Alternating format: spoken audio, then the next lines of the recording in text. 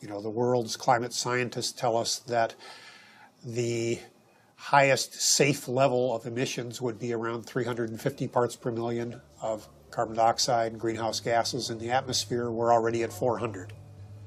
They tell us that the sort of safest we could hope to do without having perilous implications as far as drought, famine, human conflict, major species extinction would be about a 2 degrees Celsius increase in temperature.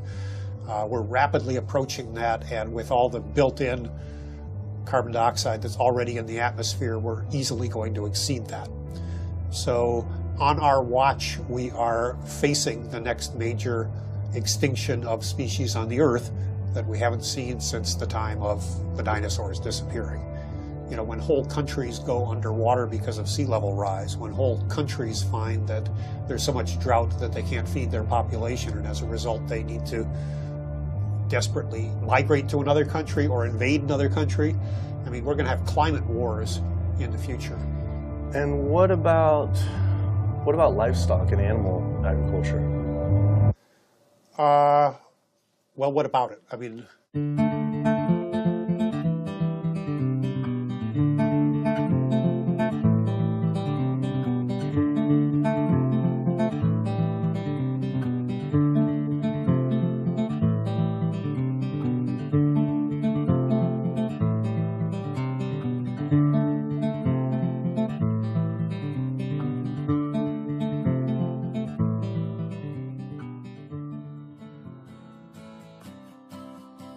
My name's Kip. This is me. I had a cliche U.S. American childhood. My mom was a teacher, my dad was in the military, and I have one sister. I played all the sports growing up, but I always loved the outdoors and camping. Life was simple, not a care in the world. And then this guy showed up. Like so many of us, I saw his film An Inconvenient Truth about the impacts of global warming, and it scared the emojis out of me. In Al Gore's film, he describes how our Earth is in peril. Climate change stands to affect all life on this planet. From monster storms, raging wildfires, record droughts, ice caps melting, acidification of the oceans, to entire countries going underwater. That could all be caused by humans' demands on the Earth. With scientists warning unless we take drastic measures to correct our environmental footprint, our time on this planet may be limited to only 50 more years. I wanted to do everything I could to help. I made up my mind right then and there to change how I lived and to do whatever I possibly could to find a way for all of us to live together, in balance with the planet sustainably forever. I started to do all the things Al told us to do. I became an OCE, Obsessive Compulsive Environmentalist. I separated the trash and recycling, I composted, changed all the light bulbs, took short showers, turned the water off when I brushed my teeth, turned off lights when leaving a room, and rode my bike instead of driving everywhere. But as the years went by, it seemed as if things were getting worse. I had to wonder, with all the continuing ecological crisis facing the planet, even if every single one of us adopted these conservation habits, was this really going to be enough to save the world? It just seemed that there was something more to the story. I thought I was doing everything I could to help the planet. But then, with one friend's post, everything changed. The post sent me to a report online published by the United Nations stating that cows produce more greenhouse gases than the entire transportation sector. This means that raising cattle produces more greenhouse gases than all cars, trucks, trains, boats, planes combined, 13% compared to 18% for livestock. This is because cows produce a substantial amount of methane from their digestive process. Methane gas from livestock is 25 to 100 times more destructive than carbon dioxide from vehicles. Here I'd been riding my bike everywhere to help reduce emissions, but it turns out there's more to climate change than just fossil fuels. I started doing more research. The UN, along with other agencies, reported that not only did livestock play a major role in global warming, it is also the leading cause of resource consumption and environmental degradation destroying the planet today. How is it possible I wasn't aware of this? I thought this information would be plastered everywhere in the environmental community. I went to the nation's largest environmental organizations' websites, 350.org, Greenpeace, Sierra Club, Climate Reality, Rainforest Action Network, Amazon Watch, and was shocked to see they had virtually nothing on animal agriculture. What was going on? Why would they not have this information on there? It seemed the main focus for many of these groups was natural gas and oil production, with fracking being the latest hot issue due to water usage and contamination.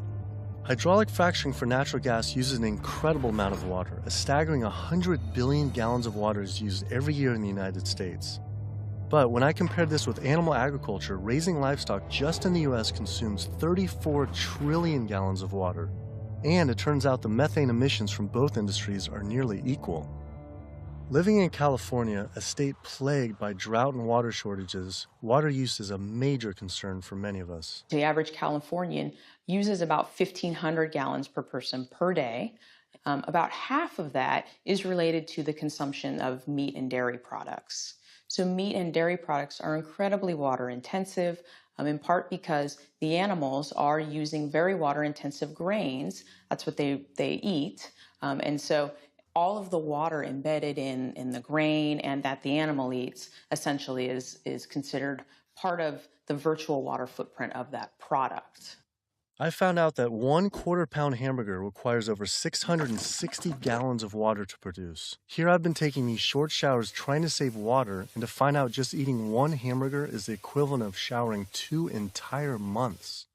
So much attention is given to lowering our home water use, yet domestic water use is only 5% of what is consumed in the US versus 55% for animal agriculture. That's because it takes upwards of 2,500 gallons of water to produce 1 pound of beef. I went on the government's Department of Water Resources' Save Our Water campaign, where it outlines behavior changes to help conserve our water, like using low-flow shower heads, efficient toilets, water-saving appliances, and fix leaky faucets and sprinkler heads, but nothing about animal agriculture. When I added up all the government's recommendations, I was saving 47 gallons a day. But still, that's not even close to the 660 gallons of water for just one burger. I wanted to see if I could somehow talk with the government about this. Just calling to see if we could schedule an interview. Yeah, that would be good. What does your schedule look like this afternoon or tomorrow afternoon? Tomorrow afternoon could be good. For the urban environment, there are a lot of things that can be done. Indoor, using low-flow shower heads, low-flow faucets, efficient toilets, efficient water using appliances. All those are really good areas that can help quite a lot. But the biggest water savings is from outdoors. We have to be mindful of the way we use water. We have to use it as efficiently as possible. We have to protect its quality, and we have to be good stewards of the environment that depend on water. And checking the sprinklers. A lot of time we get a lot of leaks and broken sprinklers and things like that wastes water. And those are the areas that there's a lot of room for conservation. It kept on coming up. A lot was of animal agriculture. Can you comment on that at all, about how much that plays a role in water consumption and pollution?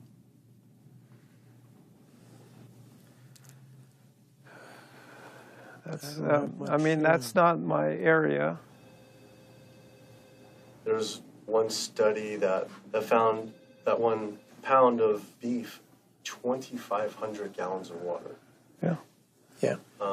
Eggs is 477 gallons of water, and cheese almost 900 gallons. I mean, I guess it's one simple, why isn't it on Save Our Water? Just, it's kind of like if you went to someone's house and my neighbor has a faucet, dripping, and then you see this giant hose turn full blast until 660 gallons of water are shooting out into the street, flooding the entire street.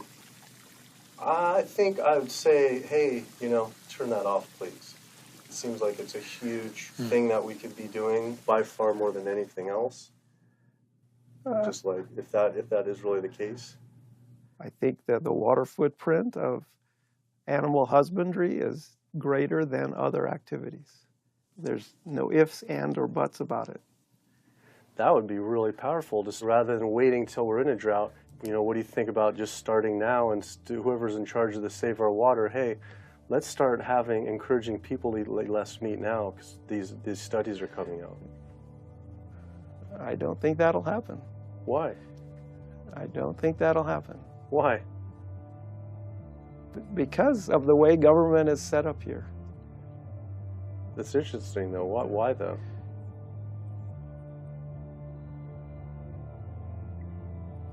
One is water management, and the other one is behavior change.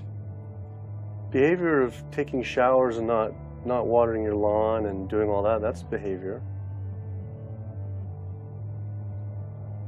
Yeah. Wow. Clearly, the government did not want to talk about this issue. Their inability to answer, along with the environmental organization's silence on the topic of animal agriculture, made it seem something more was going on. I started doing more investigating on the impacts of livestock and found out the situation was actually worse than I had thought. In 2009, 2 advisors from the World Bank released an analysis on human-induced greenhouse gases, finding that animal agriculture was responsible not for 18%, as the UN stated, but was actually 51% of all greenhouse gases. 51%. Yet all we hear about is burning fossil fuels. This devastating figure is due to clear-cutting rainforests for grazing, respiration, and all the waste animals produce. This makes animal agriculture the #1 contributor to human-caused climate change. But not only that, I found out raising animals for food consumes 1/3 of all the planet's fresh water, occupies up to 45% of the Earth's land, is responsible for up to 91% of Amazon destruction, is a leading cause of species extinction, ocean dead zones, and habitat destruction. Yet, the world's largest environmental groups that are supposed to be saving our world didn't mention this anywhere. I had to speak with environmental organizations to find out why they weren't addressing this issue. I sent off dozens of emails, made call after call, spent hours on hold. Days became weeks and weeks became months, and for some reason, no one wanted to talk to me about this. So bizarre. I supported these organizations for so long and now was met with silence. I was, however, able to connect with a handful of environmental authors and advocates that were willing to address this issue. I took my old trusty van, Super Blue, out of retirement and hit the road. So my calculations are that without using any gas or oil or fuel ever again from this day forward, that we would still exceed our maximum carbon equivalent greenhouse gas emissions, the 565 gigatons, by the year 2030, without the electricity sector even, or energy sector even factored in the equation, all simply by raising and eating livestock. If you reduce the amount of methane emissions, the level in the atmosphere goes down fairly quickly, and within decades, as opposed to CO2. If you reduce the emissions to the atmosphere, you don't really see a signal in the atmosphere for 100 years or so. The single largest contributor to every known environmental ill known to humankind: deforestation, land use, water scarcity, the destabilization of communities, world hunger. The list doesn't stop. It's an environmental disaster that's being ignored by the very people who should be championing. Free-living animals made up, 10,000 years ago, made up 99% of the biomass. And human beings, we only made up 1% of the biomass. Today, only 10,000 years later, which is really just a fraction of time, we human beings and the animals that we own as property make up 98% of the biomass. And wild, free-living animals make up only 2%. We've basically completely stolen the world, the earth, from free-living animals to use for ourselves and our cows and pigs and chickens and factory farmed fish. And the oceans have been even more devastated. Concerned researchers of the loss of species agree that the primary cause of loss of species on our Earth that we're witnessing is due to overgrazing and habitat loss from livestock production on land, and by overfishing, which I call fishing, in our oceans. And we're in the middle of the largest mass extinction of species in 65 million years. The rainforest is being cut down at the rate of an acre per second. And the driving force behind all of this is animal agriculture, cutting down the forest to graze animals and to grow soybeans, genetically engineered soybeans to feed to the cows and pigs and chickens and factory farmed fish. 91% of the loss of rainforest in the Amazon area thus far to date, 91% that's been destroyed, is due to raising livestock. The leading cause of environmental destruction is animal agriculture.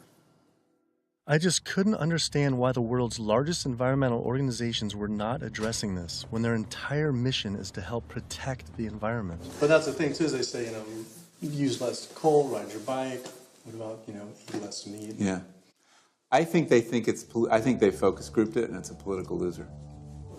In terms of, because they're membership organizations, a lot of them. They're looking to maximize the number of people making contributions, and if they get identified as being anti-meat or challenging people on their everyday habits, that's something that's so dear to people that it will hurt with their fundraising. They do not want to address the primary driving cause of environmental devastation, which is animal agriculture, because they're businesses and they want to make sure that they have a reliable source of funding. I went invited to a meeting with Al Gore and some years ago now, and made these methane arguments, and he was really pushed back. And that's just his argument. It's hard enough to get people to think about CO2. Don't confuse them. I think that the problem with a lot of organizations that are focused and have a laser focus don't go off message because they don't want to piss off another whole group of people that will make their lives difficult. If you listen to the majority of the major environmental organizations, they're not telling you to do much besides live your life the way you've been living it, but change your light bulb from time to time, drive less, use less plastic, recycle more. It's better for their fundraising and better for their profile to create a victim and perpetrator sort of plot line. It's like when we talk about the fact that when we have a dysfunctional family and the father is an alcoholic, that's the one thing no one talks about. Everybody goes around that, and yet it's the one thing that's causing the devastation in the relationships in the family, because no one wants to talk about it. How could these organizations not know? I mean, the issue is right in front of them. It's unmistakable at this point. And just like these organizations, they're falling over themselves to show the general public that climate change is human caused. And in doing so, they completely fail to see what's right in front of them, that animal agriculture, raising and killing animals for food, is really what's killing the planet. That was it. No more emails, no more phone calls. I had enough. I realized if I wanted answers, I would have to go to these organizations' headquarters in person. Hi, how's it going?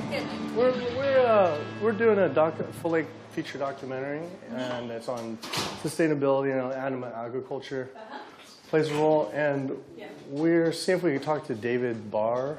Yeah. Okay. Do you have an appointment with him?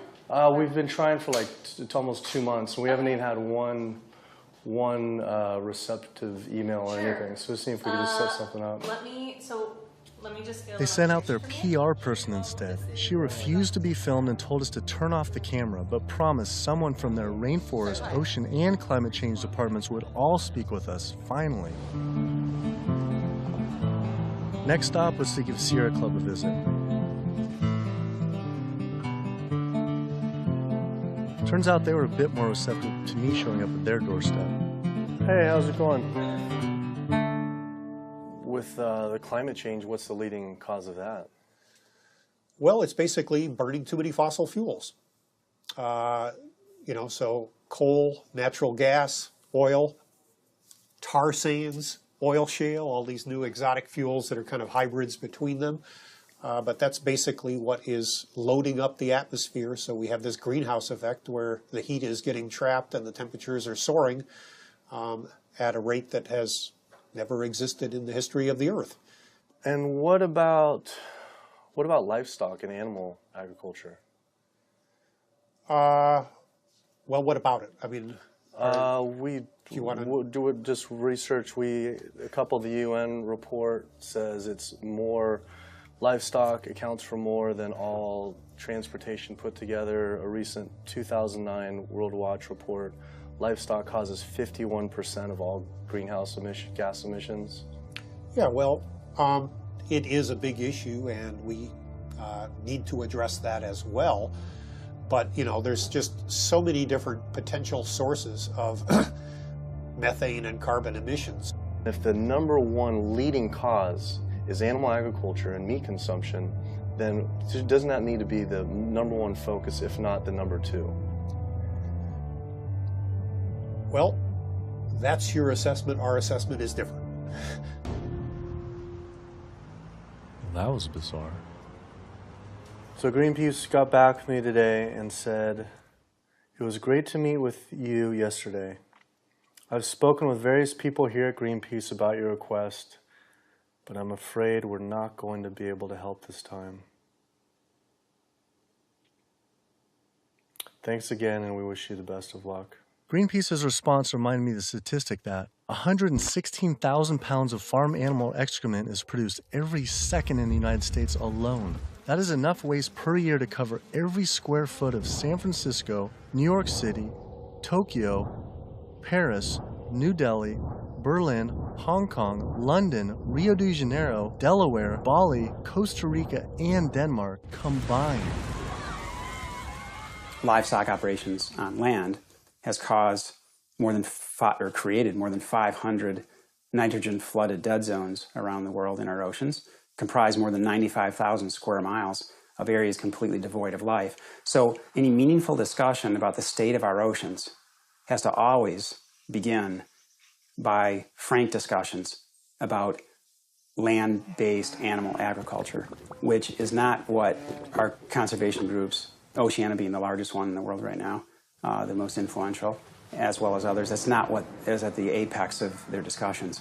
I went on my favorite ocean protection organization's website, Surfrider Foundation, to see what they were doing about this. Mostly what I found were campaigns about plastic bags and trash, but nothing about animal agriculture. What is the number one coastal water quality issue polluter? I mean, a lot of it, it's actually, we call it the toxic cocktail, because it really is this sort of diffuse source. So it's, heavy metal from tires and brakes and cars, heavy metals.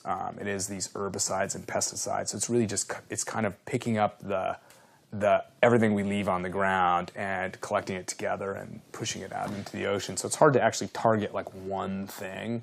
When we're doing our research on this particular one and runoff, and just kind of increasingly as we're interviewing more and more people, it keeps coming up. The animal agriculture as being, and we read animal agriculture as being the number one water polluter, considerably by more than any other. Yeah, that's interesting. I think, I guess it depends on the regions that you focus on, like the urban areas, which is sort of like where we are here in Southern California. We don't see that because there's not a lot of sort of agricultural farms. But if you look in the mid-Atlantic, sort of Maryland, Virginia, North Carolina, that region, I know there's a lot of poultry farms and a lot of hog farms, and it's a huge waste issue. I was surprised that not only did they not focus on farm runoff, but they also didn't mention any campaigns about how our oceans are in near collapse. The UN reported that 3/4 of the world's fisheries are overexploited, fully exploited, or significantly depleted due to overfishing. The oceans are under siege like never before, and marine environments are in trouble. And if we don't wake up and do something about it, we're going to see fishless oceans by the year 2048. That's the prediction from scientists. The fact that when people look at fishing, sometimes they're only looking at the fact of the animals who are actually consumed by humans, and we're not necessarily looking at all the animals who are caught in the drift nets, all the other animals who are killed in the industry. And when you look at even the shrimping industry has done a lot to devastate the planet as well in terms of breaking down natural barriers that we have to protect the islands. We're at over 28 billion animals were pulled out of the ocean last year. They're not ever given a chance to recover. They can't recover. They don't multiply that quickly. They don't, they don't come back. We're not giving them an opportunity. The oceans are in complete collapse. The large fish species are nearing extinction. The way fishing is done today to feed the demand for 90 million tons of fish is primarily through massive fish nets. For every single pound of fish caught, there's up to 5 pounds of untargeted species trapped, such as dolphins, whales, sea turtles, and sharks, known as bykill.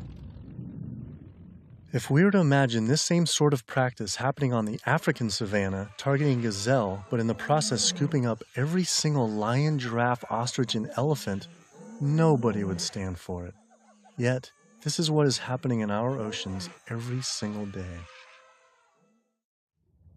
Between 40 and 50 million sharks each year are killed in fishing lines and fishing nets as bykill. then their fins might be cut off or not cut off, but they're caught initially as bykill. And it's from fishing. It's from fishing in a sustainable manner, in many cases, for fish that are labeled sustainable by, for instance, Oceana and these sustainable certified organizations. So my thought is that why would we want to stop at banning shark fin soup if you're concerned about sharks, which all these organizations are and most of the public at large is now. If we really are concerned about sharks, we would ban fishing. I went on the world's largest ocean conservation group's website, Oceana, to see what they were doing about this. On their site, along with a TED Talk by CEO Andy Sharpless, I was astounded to read they actually recommend that one of the best ways to help fish is to eat fish. With the world's fish population in near collapse, this seems like saying the best way to help endangered pandas is to eat pandas. I couldn't understand how Oceana could say we could remove close to 100 million tons of fish per year, and that could somehow be sustainable and good for our oceans. Many of the species that are nearing extinction have done so, are being ravaged and becoming nearly extinct in a declining fashion and haven't recovered on the watch of Oceana and on the watch of Marine Stewardship Council and very much on the watch of Monterey Bay Aquarium Seafood Watch, which I mentioned in one of my lectures. That's they're aptly named because that's what they're doing. They're sort of watching this happen instead of aggressively halting it. I mean, according to the United Nations Food and Agriculture Organization, roughly 3/4 of all the fisheries out there are either fully exploited or overexploited. So there's really not a whole lot of fish stocks out there that you might consider at healthy levels for the ecosystem. Watching Andy's TED Talk about feeding the world, in 1988 fish catch, as you mentioned, peaked at 85 million tons. How is it possible that we can sustainably catch 100 million tons by 2050, regardless if it's in a farm or if it's in the ocean? If for every pound of fish you're taking out, you're essentially taking out 5 pounds of wild fish, no matter whether it's a pond or it's in the ocean. How can that be sustainable?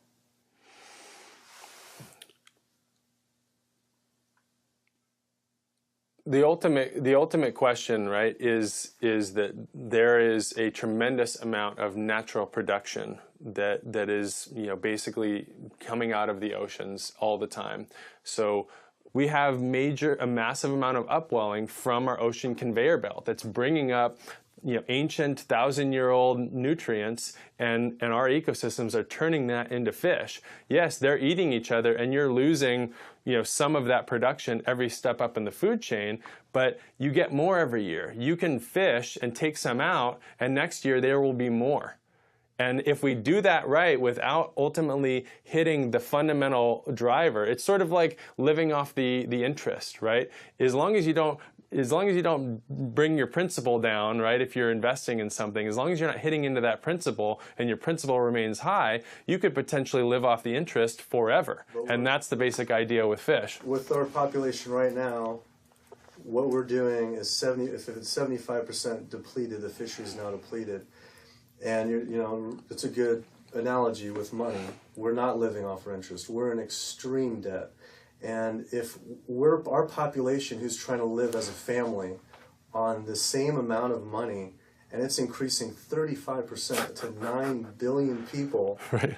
Isn't it just, hey, we got to stop spending money? Yeah. We need to stop eating fish. Well, if you could bring the principle back. Fishing of any type is depleting not only the species, but you get into this serial depletion where one fish species will be minimized and the fishing industry for that fishery will move on to the next species. And it's called serial depletion, it's aptly named.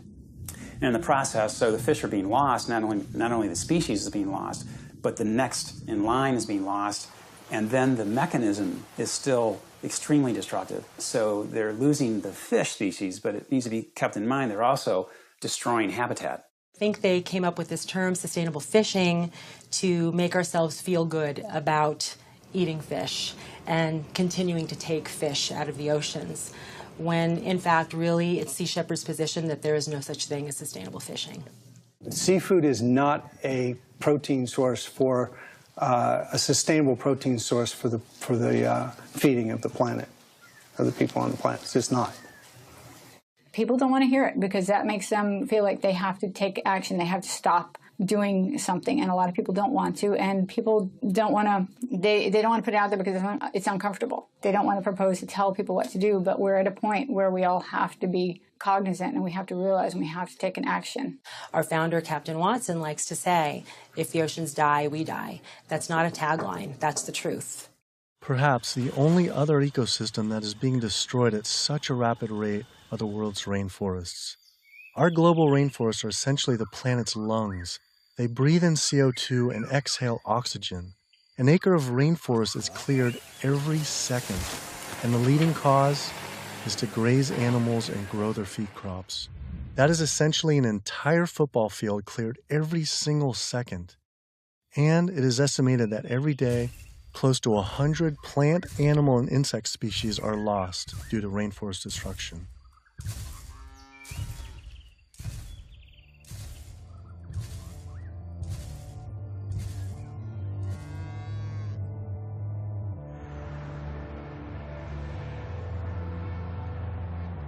What is the leading cause, absolute leading cause of rainforest destruction? Human intervention into rainforests is the leading cause. And so it's either for logging or it's for agribusiness. And that's when you're looking at the top global drivers, it will vary a bit by the rainforest that you're talking about. But the way that we're choosing to use these natural resources on a large industrial scale is the leading driver. When I went on Rainforest Action Network's website, I couldn't believe I didn't see anything about cattle. But I did see they had a large campaign against palm oil. Palm oil plantations are causing tremendous deforestation in the Indonesian rainforest. It is estimated that palm oil is responsible for 26 million acres being cleared. Though, compared to livestock and their feed crops, they were responsible for 136 million acres of rainforest lost to date. But on their website, I was shocked to find cattle was not included as one of their 4 main key issues. Instead, they focused on palm, pulp and paper, coal, and tar sands. How could they not have the leading cause of rainforest destruction? I had to wonder, why focus on fossil fuels and not cattle? Is it more fossil fuels or is it more animal agriculture? I don't know why we would ever do a one or the other. I'm just wondering, what more is it? I don't necessarily know what it is. Could the executive director of one of the world's largest rainforest protection groups honestly not know what was going on? Or even worse, were they hiding it on purpose? And if so, why? I immediately went to Amazon Watch to see if they would say what the leading cause of rainforest destruction truly is. The most biologically and culturally diverse place on the planet is under massive attack right now. The Amazon rainforest itself could be gone in the matter of the next 10 years. What is the leading cause of rainforest destruction? The leading cause of rainforest destruction, I would say, well, just to put it into the context of what Amazon Watch works on, there's many drivers of deforestation, as we call them. Many different reasons and ways that the rainforests are destroyed. The ones that cause the most damage and are the most widespread are mega projects, such as oil and gas pipelines, such as mining projects, such as mega dam projects. We're not talking about... I felt like I was going in circles with all these groups, as if I were stuck in some strange cowspiracy twilight zone where no one could talk about cows. I couldn't believe these organizations just wouldn't say what the leading cause of rainforest destruction truly is. I had to ask one more time. It's hard to say what is the leading cause of deforestation of the Amazon because they're all destructive: oil and gas, mining, dams, agriculture. But in terms of land use, in terms of the amount of land that is destroyed by when we talk about, in comparison, all those different causes of deforestation, what is causing the most trees to fall, for example? I think it would definitely be agriculture. Unfortunately, one of the biggest causes of deforestation definitely in the Brazilian Amazon is agribusiness, cattle grazing, and soy production in particular. This is really what's going on. Why do you think that's like no Greenpeace or no one's really saying the whole story? The whole story about the main cause of deforestation. Yeah. And I think you brought up some really good points about why isn't anybody doing anything about this? And I think in Brazil in particular, I think when we look at what happened after the Forest Code was passed, and people who were standing up against the lobbyists and the interests, the special interests, the cattle industry, the agribusiness industry, what was happening to them? A lot of people who were speaking out got killed. And if you look at, say Carlos, you look at Claudio, there's people who are putting themselves out there and saying, cattle ranching, is destroying the Amazon. A lot of those people who are really putting themselves out there, and look at Dorothy Stang, the nun who lived out in Pará, who was killed. A lot of people will speak up. A lot of people just keep their mouths shut because they don't want to be the next one with the bullet to their head. Sister Dorothy Stang was a U.S.-born nun living in the heart of the Brazilian rainforest. Her life's work was to protect the Amazon. She spoke out openly against the destruction of rainforests from cattle ranching for years. Walking home one night, she was brutally gunned down at point-blank range by a hired gun from the cattle industry.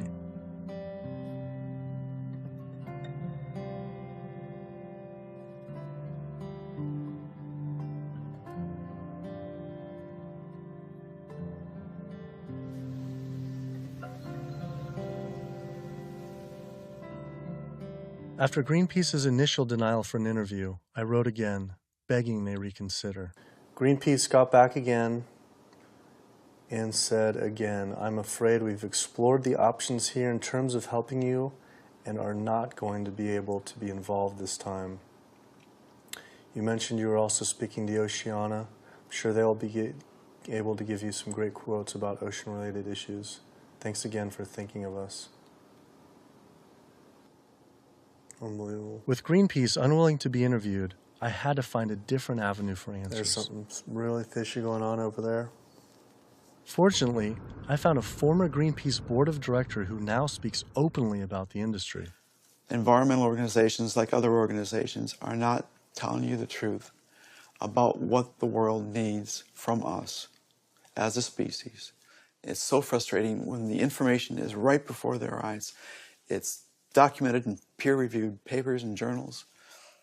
It's there for everybody to see, but the environmental organizations are refusing to act. Nowhere do you find in their policies, and nowhere do you find in the Greenpeace mission that diet is important, that animal agriculture is the problem. They are refusing, like other environmental organizations, to look at the issue. The environmental community is failing us, and they're failing ecosystems. And it's so frustrating to see them do this. NRDC, the Earth's best defense. All right, so here they actually do have a few things on animal agriculture. The leading cause of environmental degradation is too much pollution and too many engines churning too fast in too many places around the globe. Lately, in 2009, a World Watch report that livestock causes 51% of greenhouse gas emissions, and transportation is around 13, and then the low end, the UN was around 18 to 30, which is more than all transportation, all put together. Internationally or nationally? Yeah, I think energy production and transportation are still major sources. So I think I guess I'm not going to comment on that because I'm not familiar with those numbers. So it's don't quote me on this, but that's cow farts. That's what I think what that is. I think that's cow farts.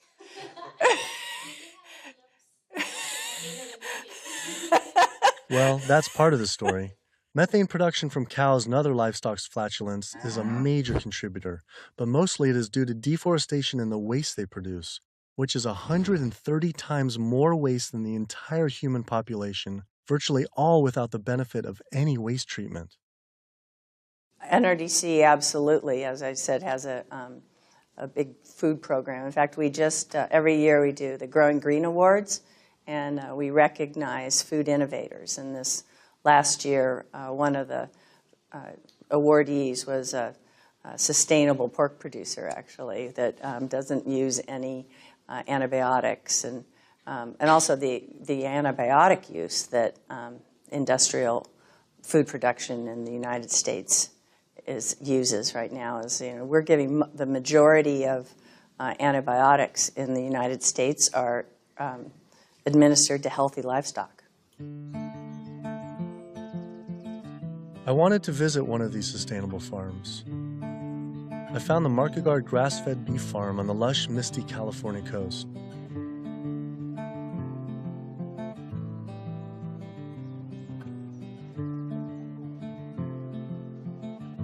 I met Eric and Donegal Market Guard and their 4 children.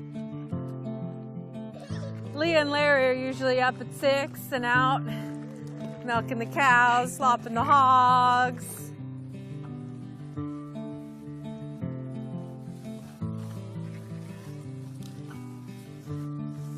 Altogether, we graze about 4,500 acres.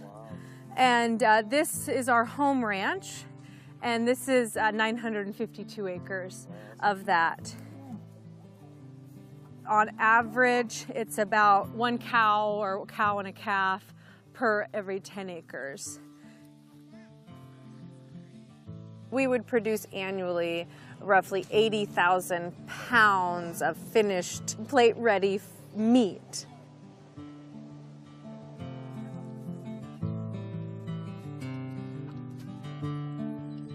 We keep about 10 pigs in roughly a 50-acre area, and we move them around in 10-acre pastures. Some people think that pigs are dirty and gross, but I really like them. They know people, and they'll be friends and really nice. And they could be like your best friend, or could be like your sister. See? They know you when you get to know them.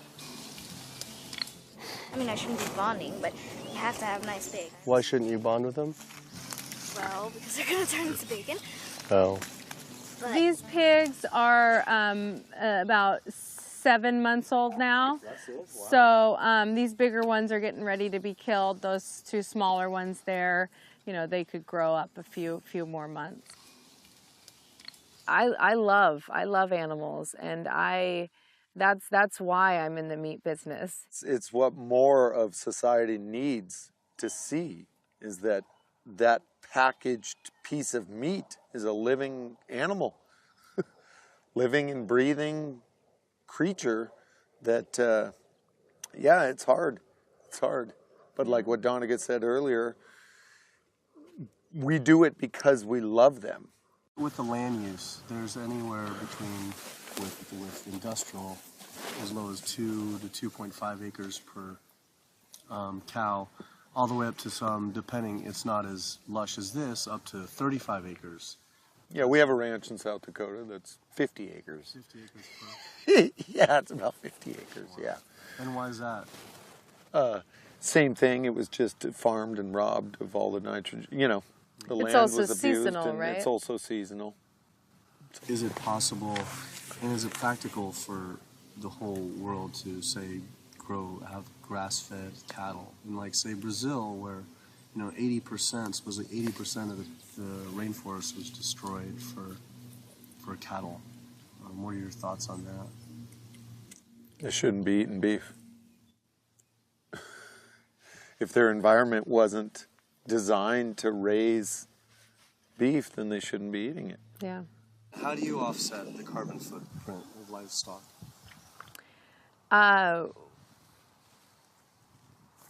We don't feel like livestock have a carbon footprint.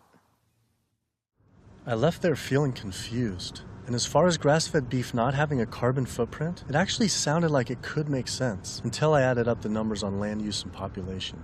If we were to use the market guard model of raising animals, which requires 4,500 acres producing 80,000 pounds of meat, the average American eats 209 pounds of meat per year. If that was all grass-fed beef, only 382 people could be fed on their land. That equates to 11.7 acres per person times 314 million Americans, which equals 3.7 billion acres of grazing land. Unfortunately, there are only 1.9 billion acres in the U.S.'s lower 48 states. Currently, nearly half of all United States land is already dedicated to animal agriculture. If we were to switch over to grass-fed beef, it would require clearing every square inch of the United States, up into Canada, all of Central America, and well into South America. And this is just to feed the United States' demand on meat. But that figure doesn't even take into consideration that much of that land isn't suited to graze livestock. We would have to convert all mountain ranges to grassland, clear ancient forests and national parks to grazing, and demolish every city just to make room to graze cows. Just like Brazil, the United States isn't suited to meet the demands for meat. It takes 23 months for a grass-fed animal to grow to the size and age that it's slaughtered, whereas a grain-fed takes 15 months. So that's an additional 8 months of water use, land use, feed, waste, and in terms of a carbon footprint, it's a huge difference. Turns out, due to land use, grass-fed beef is more unsustainable than even factory farming. I had to come to terms with the fact there was no way to sustainably raise enough animals to feed the world's current demand on meat, and had my doubts on dairy as well. But I did want to talk with a premier organic dairy company to see if they believed their product was sustainable for the world's population. It requires a lot of inputs to produce milk. The feed, the water, the land, it does. And it may not be practical to expect that there can be enough dairy production produced in a sustainable way to feed the entire world. I just don't think that that's necessarily a given. I think it's maybe too much to expect that the world can be fed with dairy in a sustainable way. I don't know the answer, but common sense would say that's a long shot. I was shocked to hear such an honest answer. If this is what the dairy's CEO would say, I wonder what the farmer would claim. Based on their marketing, it seemed their farms were an oasis for cows.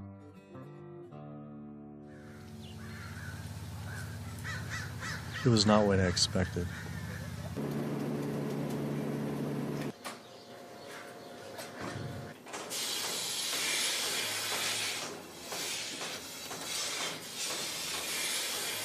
Typically, a cow will eat 140 to 150 pounds of feed a day. 40 to 50 pounds of feed every day. And then she's also going to drink between 30 and 40 gallons of water. Probably go through about 20 tons per week. 20 tons of grain per week. Primarily for our milking cows, so about 250 cows.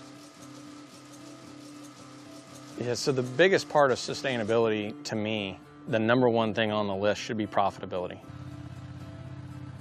So how the process completely works from start to finish is the cow needs to have a baby in order to give milk. And so she'll have her baby. That baby's going to stay with the mother for at least 2 days. The babies will go off to our calf raising facility, so they have an individual hutch that they'll be raised in. Since we're a dairy, it's only the girl cows that give us milk. So the boys on typical dairies, they're sold off to beef raising facilities. But we do keep approximately half, and we raise them for 2 years and sell them as organic grass-fed beef. So all dairy cows eventually go to the beef industry? Mm-hmm. At some point in time, she's really going to drop off, and so you have to make a business decision at that point. Are you going to keep investing in her, to give milk, or are you going to sell her off again to another dairy or into the beef industry?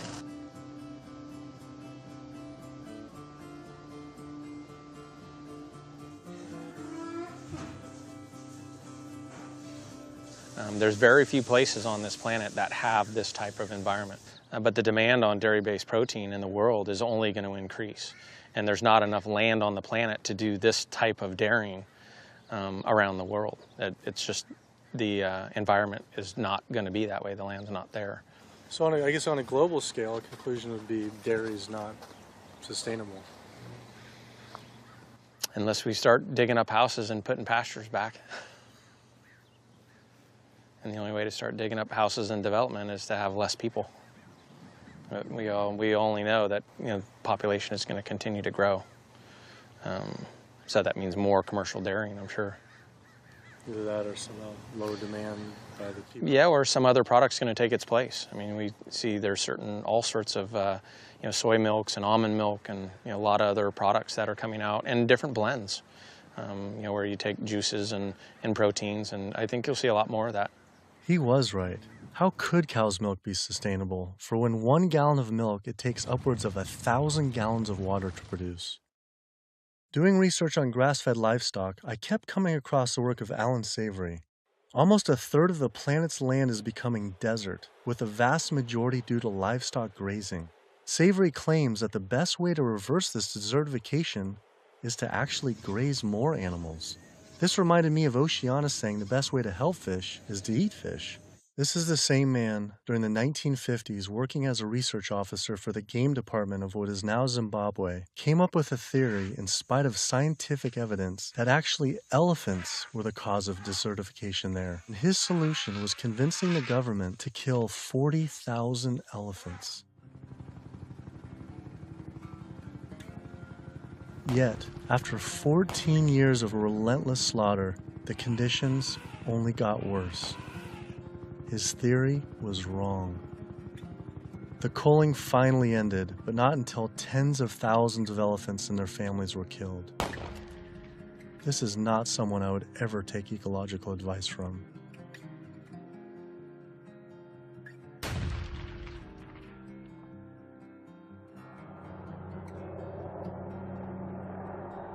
It turns out the cattle industry is having the same effect on wildlife in the United States. The government has been rounding up horses en masse, and we now have more wild horses and burros in government holding facility, 50,000 wild horses and burros in government holding facilities than we have free on the range. Basically, you have ranchers who get to graze on our public lands for a fraction of the going rate. So they're getting like this huge tax subsidy that's about 1/15 of the going rate. And what the Bureau of Land Management has to do is say how much forage and water is on the land, and then they divvy it up. They give so much to the cows, so much to wildlife, and so much to the wild horses and burros. And what we see is the lion's share of the forage and water is going to the livestock industry. And then they scapegoat the horses and burros and say, oh, there are too many horses and burros, let's remove them. I always tell people that wild horses and burros are just one of the victims of the management of our public lands for livestock, because we also see the predator killing going on. We know wolves are now being targeted by ranchers to get rid of wolves. USDA has aircraft, and all they do is aerial gunning of predators. So all a rancher does is call up and say, I've got a coyote here. They'll come over and they'll shoot the coyote, or they'll shoot the mountain lion, or they'll shoot the bobcat. And this is all for ranching. In Washington State, after cattle were found to be attacked on public lands where they were grazing under permit, Washington State decided to kill the entire wedge pack of wolves. And those wolves were not introduced. They had in-migrated from Canada, but they're no longer there. It starts at the local level with the Bureau of Land Management, but then it goes all the way to Congress. And we see Congress sitting there willing to allow this type of mismanagement of our public lands to continue. It is the insistence of and the lobbying power of the animal agriculture industry that continues to see wolves killed, continues to see an insistence that predators be maintained at a low level that does not benefit ecosystems. I've seen so many pieces of land, I've looked at so many environmental assessments from the Bureau of Land Management where they say the rangelands are not meeting standards. And they say straight up, livestock grazing is a cause for not meeting range standards, and yet they will continue to allow livestock grazing. They're at the very core of making sure that cougars are treed by hounds, and that wolf packs are run down, and that hunting seasons are opened up year-round, and that traps are set so that they can suffer. If anyone cares about wild horses and wildlife and public lands and the environment, you can't ignore the livestock, the impact, the negative impact that livestock grazing is having on our public lands in the West. I've added up the costs of animal food production that the producers don't actually bear themselves. These are the hidden costs or the externalized costs that they impose on society. And those are in categories like healthcare, environmental damage, subsidies, damage to fisheries, and even cruelty. If you take those externalized costs, which are about $414 billion, if the meat and dairy industries were required to internalize those costs, if they had to bear those costs themselves, the costs of the retail prices of meat and dairy would skyrocket. So a $5 carton of eggs would go to $13. A $4 Big Mac would go to $11. The problem with these externalized costs being imposed on society is that whether you eat meat or not, whether you're an omnivore or an herbivore, you are paying part of the costs of somebody else's consumption. So that when somebody goes into a McDonald's and buys a Big Mac for $4, there's another $7 of costs that's imposed on society. I'm paying that. You're paying that, whether you eat meat or not. When you really look at who's benefiting and who's lobbied for this system of agriculture, it's the largest food producers in the country and the largest meat producers. And once they become so large and wealthy, then they can dictate the federal policies around producing food because they have so much political power. Was this why Al Gore, even during his vice presidency, never addressed the issue of animal agriculture and failed to talk about it in his film, An Inconvenient Truth, or his organization, the Climate Reality Project? Was this truth just too inconvenient for even him? I felt let down by the man who inspired me on this entire path. I knew I needed to talk to an animal agriculture lobby group to see what they had to say. If they could silence the government, are they influencing and possibly have connections to these environmental groups as well? Animal Agriculture Alliance, one of the biggest livestock lobby groups in America, has agreed to an interview. Greenpeace won't give us an interview, but Animal Agriculture Alliance has agreed to an interview. Now that is saying something. People hear the word GMOs, and that's a really scary term. And again, I think agriculture has kind of struggled to explain what that means. But in reality, what we've done is to use technology to make advancements in how we raise crops and how we raise animals. We're not going to feed the world, going back to how it was 100 years ago, where all the animals were, pasture fed. We didn't just move animals inside and just implement these large vertically integrated systems because of sustainability. It certainly reduces the environmental impact while improving animal well-being and food safety. So they're saying that animals like it just as much being inside, say the chickens and the cows like being just as much inside as pasture grass-fed? In a lot of cases, it's been a significant improvement in their well-being, just in terms of the amount of care they can get, individualized care. Does the meat and dairy industry ever support or donate to environmental nonprofits? I don't know that I would want to comment on that. Yeah, I don't. I don't know. I don't know that we would know what they donate to or don't donate to. Does meat and dairy industry ever support or donate to, say, Greenpeace? Again, I don't know that I would feel comfortable. Hey, sorry we didn't get back to you earlier. I have some bad news. Unfortunately, we are no longer able to fund your film project. We had a meeting, and due to the growing controversial subject matter, we have some concerns and have to pull out. Why was this subject so controversial? The first person I could think to speak with was Howard Lyman, who had been sued by cattlemen for simply speaking the truth about animal agriculture on the Oprah Winfrey Show. I was born on the largest dairy farm in the state of Montana in 1938. Grew up my entire life on a livestock farm, went to Montana State University, got a degree in agriculture, came back and started a mega agriculture endeavor where I had 10,000 acres of crop, 7,000 head of cattle, and about 30 employees. So I spent 45 years of my life in animal agriculture, and so I've been there, done that. When I was on the Oprah show, we had the food disparagement law. Now, the food disparagement law, in my opinion, was unconstitutional, but what it basically said, that it was against the law to say something you knew to be false about a perishable commodity. I didn't say anything on the Oprah show I thought to be false. I went there and told the truth. Now, it took 5 years and hundreds of thousands of dollars to end up extricating myself from the suits from the cattle industry. But if I was to go on the Oprah show today, say exactly the same thing today that I said back then, I would be guilty. And for me, when they were talking about the food disparagement law, it was the fact of whether I told the truth or not. You can go today and tell the truth, and you will be guilty, because if you cause a disruption in the profits of the animal industry, you're guilty under the Patriot Act.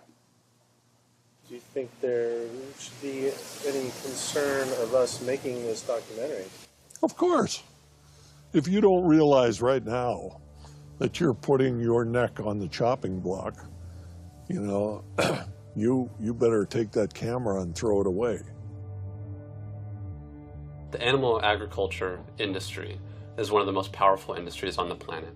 I think most people in this country are aware of the influence of money and industry on politics, and we really see that clearly on display with this industry in particular. Most people would be shocked to learn that animal rights and environmental activists are the #1 domestic terrorism threat, according to the FBI.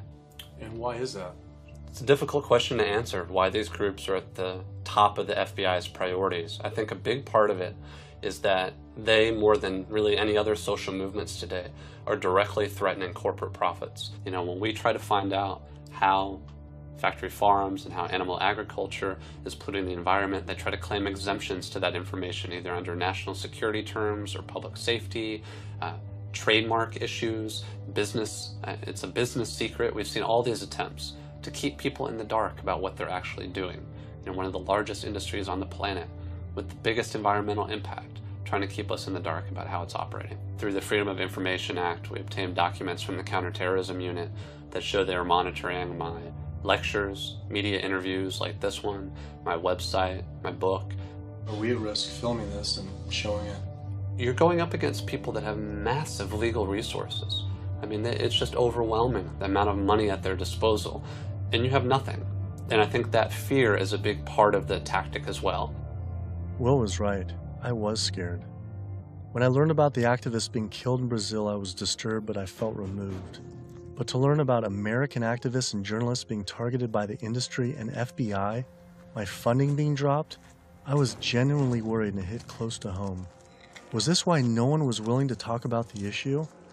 I decided to take precautionary measures with all the footage I shot.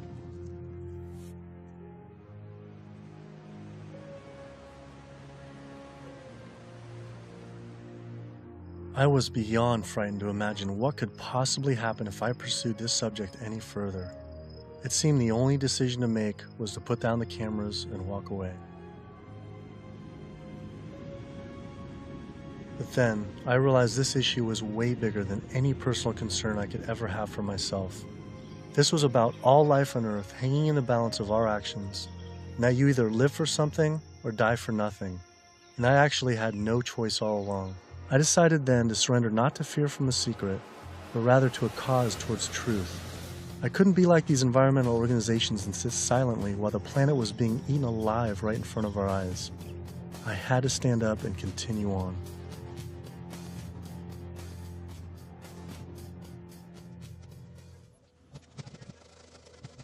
Some people would say the problem isn't really animal agriculture, but actually human overpopulation.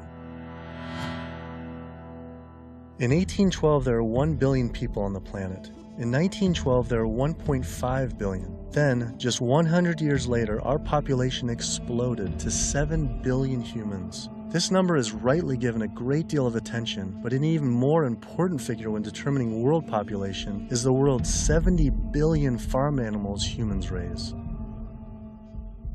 The human population drinks 5.2 billion gallons of water every day and eats 21 billion pounds of food. But just the world's 1.5 billion cows alone drink 45 billion gallons of water every day and eat 135 billion pounds of food. This isn't so much a human population issue, it's a human eating animals population issue. Environmental organizations not addressing this is like health organizations trying to stop lung cancer without addressing cigarette smoking. But instead of secondhand smoking, it's secondhand eating, which affects the entire planet. We're growing enough food right now in the world to feed between 12 and 15 billion people. We only have 7 billion people. We have roughly 1 billion people starving every single day. Worldwide, 50% of the grain and legumes that we're growing, we're feeding to animals. So they're eating huge amounts of grain and legumes. And in the United States, it's more like closer to 70, 80, depending on which grain it is, about 90% of the soybean. 82% of the world's starving children live in countries where food is fed to animals in the livestock systems that are then killed and eaten by more well-off individuals in developed countries such as the US, UK, and in Europe. The fact of it is that we could feed every human being on the planet today an adequate diet if we did no more than take the feed that we are feeding to animals and actually turn it into food for humans. And so somebody trying to justify GMOs, that's like trying to give a drowning man a drink of water. You can produce, on average, 15 times more protein from plant-based sources than from meat on any given area of land, whether it's using the same type of land, whether it's a very fertile area in one area of the world or it's an area that's depleted. If we would reduce the amount of meat we're eating and dairy and eggs, we could allow all these monocropped fields of genetically engineered corn and soybeans to revert back to forest again, to be habitat for animals. You know, anytime somebody tells you that we can't grow food for humans on the land that we're growing feed for animals, this is somebody that is smoking the #1 crop out of California. The fact of it is, if you can grow corn to stuff down the throat of an animal, you can actually grow corn and feed it to a human. You encourage people to eat less meat and for the tremendous resources required and the toll on the environment. And on the animals. And on the animals. And the workers in the system. And it's a brutal system at every level. As the world population continues to grow to almost 9 billion people, do you foresee someday that we might just completely have to stop eating meat altogether? I don't know that we'll completely stop. I think that the amount of meat eaten will decline. There's no way to support 9 ounces per person per day, which is what Americans are eating now. If the Chinese alone decide they want to eat that much, and they've decided they want to eat that much, we just can't. We don't have enough world to produce the grain to generate that much meat. I think a plant-based diet is the most sustainable. But what do you recommend for 9 billion people can eat for the planet to not only sustain but to thrive? Would you throw out a number like an ounce, 1 ounce? Per meat? And including dairy, I don't think I don't know enough. But yeah, it would be on the order of a couple ounces a week. It's not going to be the way we're eating it now. We're gorging on meat. We're eating huge amounts. And does that include cheese too? Yeah. 12 ounces total? Yeah, cheese and milk. 2 ounces a week. Only 2 ounces a week seem like nothing. People could probably raise that in their own backyard. Maybe backyard farming was a sustainable solution. I have 42 ducks. I started off with 3 ducks 3 years ago, and then those burdened into a population. I buy a 75-pound bag of seed, and that seed bag will last me right now about 2 weeks. The ducks now that we're going to be culling are about 2 years old. When you're living with them, they get used to you. They're not intimidated or whatever, and so they make all their vocal sounds like natural. Go down. Easy, easy, easy, easy. Okay. Now we're gonna keep you. Run. These two go first. Being smart-wise, compared to a chicken, they're probably the same.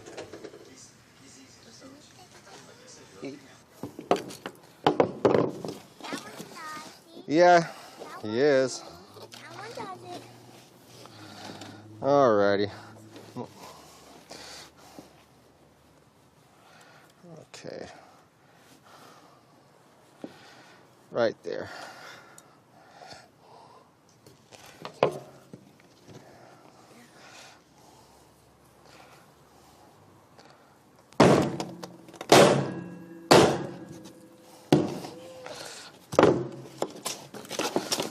That's going to be a little gruesome. How could that still be alive? They're not. That's nerves, a nerve reaction. 5 years old or something like that, I think it was, the first time my dad came out and made us watch as we did rabbits. And we'd raise probably a couple dozen rabbits each year. And then we would take those rabbits and skin them and clean them up and keep them for food. As a young kid, I was kind of, I don't want to say it was hard, but it was kind of, from my memory, because some of the rabbits I had named, so it was kind of like going, but after doing it a couple of times, you kind of just learn it's just something that has to be done.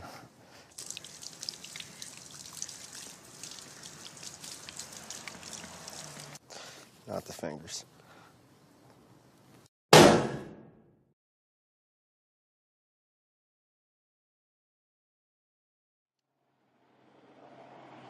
just can't do it. I don't think I could have someone else do it for me. If I can't do it, I don't want someone else doing it for me. And then sustainability, for sustainability, 75 pounds is 2 pounds per, so it's a pound per week per duck. 52 weeks, 110, so it's 110 pounds of food for 1 to 1.5 pound of meat. So on the sustainability issue, it's 100 to 1. And that grain gets, who knows where that grain comes from. But I mean, when it gets to this point, it's not even about sustainability. It was just, I don't feel real good inside. It's the first time I've ever seen that. So, kind of, yeah. I'd been so caught up in the destruction caused by animal agriculture, I realized I'd never truly dwelled on the obvious reality that every one of these animals was killed. It was always a disconnected, abstract fact of eating meat, but when it became personal, face to face, the story changed. I had already scheduled weeks in advance to film another backyard slaughter of a chicken that stopped producing eggs. I didn't know how I was going to possibly go through another slaughter. So I didn't.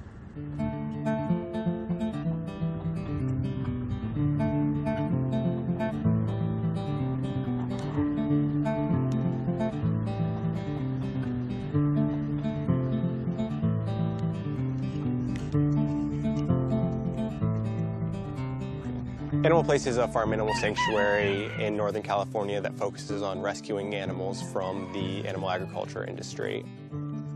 A lot of people don't realize that meat breed chickens, like this guy behind us, they're generally slaughtered at about 42 days old, whereas chickens that are bred for egg production are killed when their productivity starts to decrease, when they start laying less eggs.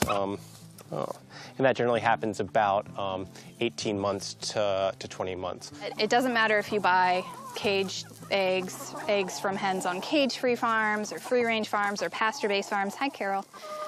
It doesn't matter. It turns out there's a successful movement of sustainable animal alternative food producers based right here in California, funded by big names like Bill Gates and Biz Stone. When you imagine all those egg-laying hens eating all that soy and all that corn, you have an energy conversion ratio at about 38:1. Whereas alternatively, you can find plants. And you can grow those plants and you can convert those plants into food. And the energy conversion ratio for the plants that we're using to replace the eggs is about 2:1 compared to 38:1 for eggs. So our explicit goal is to have the maximum amount of impact by creating this new model that makes the global egg industry entirely obsolete.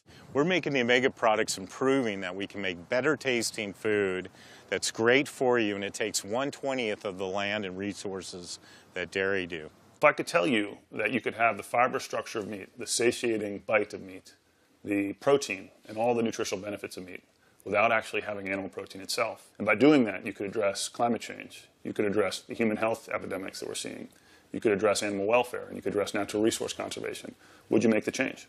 But what if people just ate less animal products, like going meatless on Mondays?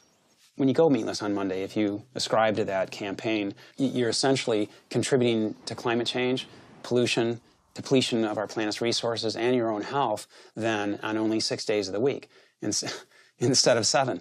You're creating a false justification, clearly a false sense of justification for what you're doing on those other 6 days of the week. So in other words, we really shouldn't be resting on our laurels of what you do right only 1/7 of the time.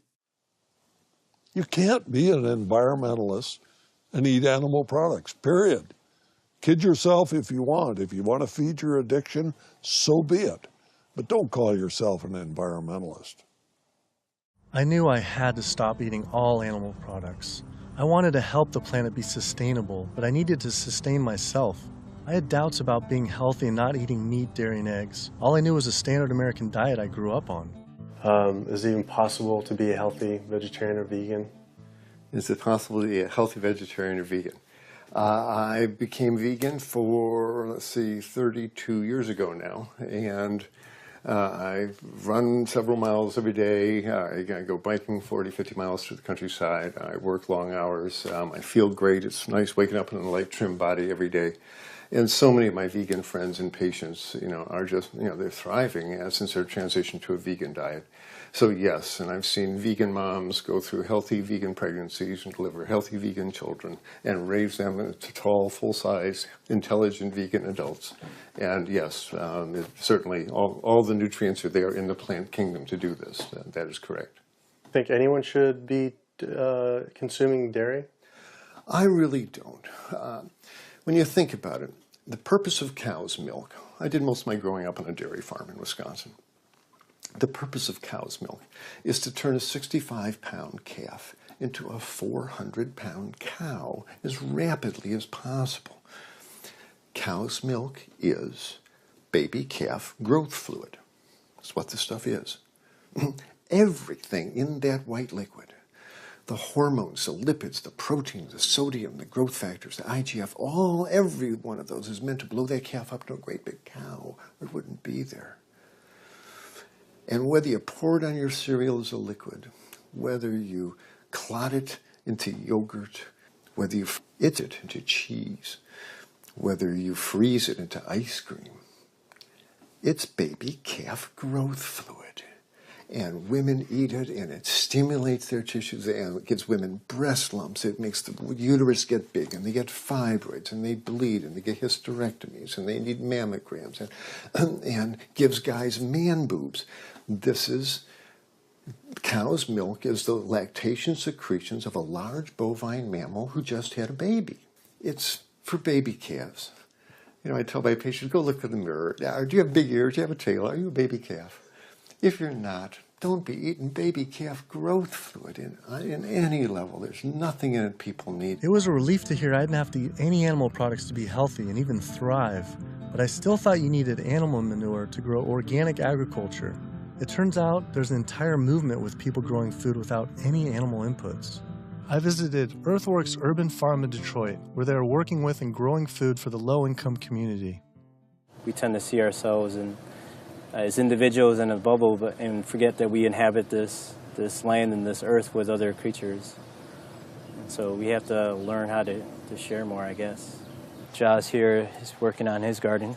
You'll be surprised what you can do with what seems to be not a lot of space. About a 4x8. Yeah. What's your goal this year? How much do you think you can maximize that? I would push for 100 at least. 100 pounds. At least. Wow. That's amazing. So, the one full year after this was constructed, we doubled our yield to over 14,000 pounds of food. 14,000 pounds on Yeah. about how many acres? About 2.5. So as much food as we produce and we grow, or the earth helps us grow, is we also have to return those nutrients back to the soil. So we like to think of our work as being regenerative, that we're putting as much life-giving substance in the ground as we're taking out. So just kind of healthier and safer to use vegetarian or vegetable composting and stuff? Yeah, that's what we found. But also because it takes less time, it's a lot easier to manage. A lot easier, yeah. Yeah. And the soil is just as rich. No. Yeah, absolutely. Not only is it organic more compassionate, it's also more efficient. And in a society with this many billions of people, we need to be as efficient as possible. Some people might go back and say, if we embrace this primitive approach of only wild animals everywhere, and we go back to like a hunter-gatherer system, that sounds great. But that was 10 million people on the entire continent. Maybe a little bit more, a little bit less, no one really knows. Today, now, we have what? We have 320 million in the US, 25 million in Canada, another 100 and so many million in Mexico. So North America is up to almost 450 million people. Trying to figure out a way to bring animal agriculture in balance with 450 million hungry people is impossible. This is amazing. I didn't believe it when I first learned it, but 216,000 more people are born to the planet every day. Every day. It's extraordinary. But what's really extraordinary is you need, per day, 34,000 new acres of farmable land. It's not happening. To feed a person on an all-plant-based vegan diet for a year requires just 1/6 of an acre of land. To feed that same person on a vegetarian diet that includes eggs and dairy requires 3 times as much land.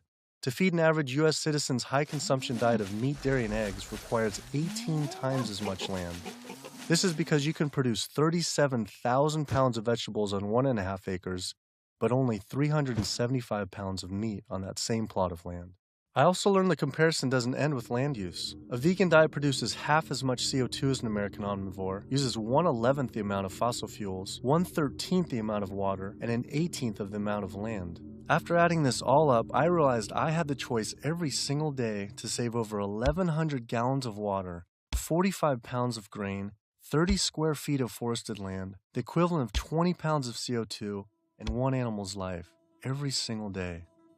If we all, as a society, did go vegan, and we moved away from eating animal foods and toward a plant-based diet, well, what would happen? If we didn't kill all these cows and eat them, then we wouldn't have to breed all these cows, because we're breeding cows and chickens and pigs and fishes. We're breeding them, and over and over again, relentlessly. So if we didn't breed them, then we wouldn't have to feed them. If we didn't have to feed them, then we wouldn't have to devote all this land to growing grains and legumes and so forth to feed to them. And so then the forest could come back. Wildlife could come back. The oceans would come back. The rivers would run clean again. The air would come back.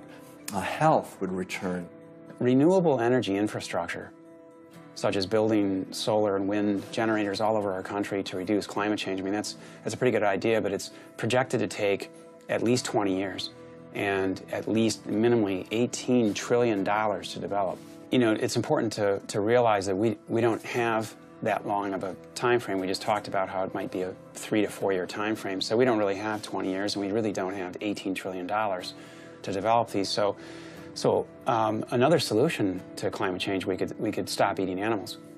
And it could be done today. It doesn't have to take 20 years, and it certainly doesn't have to take $18 trillion because it costs nothing. Some people say, well, let's fix CO2 and then we can worry about the methane. Well, it's the other way around. It actually makes sense. Do something about methane because you get a response right away. Quietly and unmistakably, the most powerful thing that someone can do for the environment. No other lifestyle choice has a farther-reaching and more profoundly positive impact on the planet and all life on Earth than choosing to stop consuming animals and live a vegan lifestyle. Do you realize 75% of Americans consider themselves to be environmentalists. You don't think we couldn't solve this problem in a heartbeat? I'll tell you what, all we would need is for the environmentalists to live what they profess, and we'd be on a new course in the world. We will not succeed until we stop animal agriculture. And by succeed, I mean we will not save ecosystems to the extent necessary. We will not have enough food for people around the planet. We will not stop global warming. We will not stop pollution and the dead zones that run off all the fields of corn and soy that are grown to feed livestock. And we will not stop the hunting of wolves and other predators. Now, organic farming is one major positive step in the right direction, but we need to keep walking. We need to get beyond organics. We need to get to sustainability. When you take the animal out, well, you also take the greenhouse gas issue out, and you take the food safety issues out, and you take some of the other externalities related to food scarcity out. But one thing that's amazing is, I think you put our values back in. You put values like compassion and integrity and kindness, values that are natural to human beings. You put that in. You build that back into the story of our food. And I think as this begins to progress, I think it also helps people to pause before they eat that egg, before they eat that steak, before they eat that chicken nugget, and ask themselves, is that really what they want? Or do they actually want something more? I had to come to the full conclusion the only way to sustainably and ethically live on this planet with 7 billion other people is to live an entirely plant-based vegan diet. I decided instead of eating others to eat for others.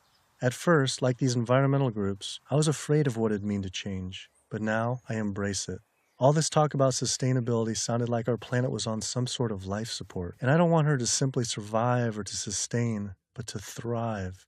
Life today is not about sustainability, it's about thrivability. She's given so much to us for so long, it was time to give back. 108% of everything we have. It felt good. It was in alignment. And we see this movement not just about providing cheaper and inexpensive food that everyone can have, but also a spiritual move. A move towards understanding who we really are and how we can really connect to each other. Do what you can do as well as you can do it every day of your life, and you will end up dying one of the happiest individuals that ever died. We become part of a gathering momentum of other people that's happening. This is really what's happening. This is the news. Selflessness is a nice way to be. It has all these benefits for yourself as well as the planet and other people. So it's a beautiful way to live. Ecologically, it just feels better. This is about massively transforming how our society eats because it's a necessity. It's acting on what we know and acting kindly and gently on the whole planet and with other people to accomplish the goals of living better. We can do it, but we have to choose to do it. You can change the world. You must change the world.